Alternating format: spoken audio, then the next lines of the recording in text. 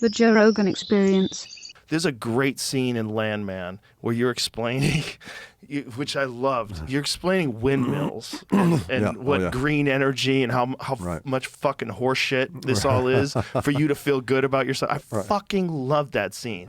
But I know you're Billy Bob Thornton, but in that scene, you're that fucking dude who works for an oil company who's like, shut the fuck up. Like, what are you talking? Do you know what the fuck you're even talking about? Right. It's because of that naturalness that works.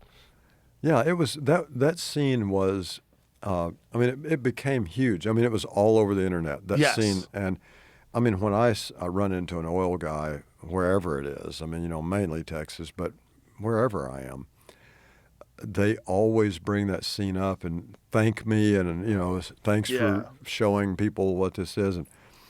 And you know, I do get questions, you know, obviously because of the nature of the show. People try to politicize everything. And the fact of the matter is that Taylor, with that show, is not taking a side. He's just saying, here's a look behind the curtain at how this works. Yeah.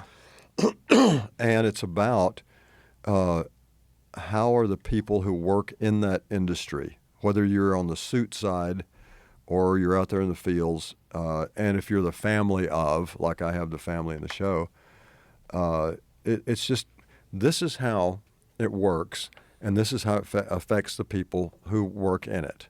This is how dangerous it is. Here's how much of a gamble it is. And here are all the other crazy people circling your world, in my case, the family, you know. And it's, when I did that scene, I was committed to it, you know, because when I read it, and Taylor's very good about writing gigantic monologues for me. Yeah. And when something makes sense to you dialogue-wise, it's easy to do a long monologue. If you don't know what it means, it's harder to learn the dialogue. If you understand what the person has written, I'm not saying if you agree with it or disagree with it, but if you understand what they're saying, it's actually easier to do a monologue than it is to do a back and forth scene with people sometimes. I bone more lines on a back and forth conversation than I do when I'm just sitting there telling somebody something. Right. Like Jerry Jones' scene in there. You know, Jerry was telling his life story. Right.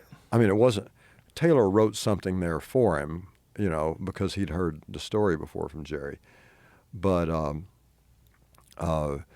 if it had been written and Taylor said, you got to write, you know, you got to say these words, Jerry probably wouldn't have done it, been able to do it.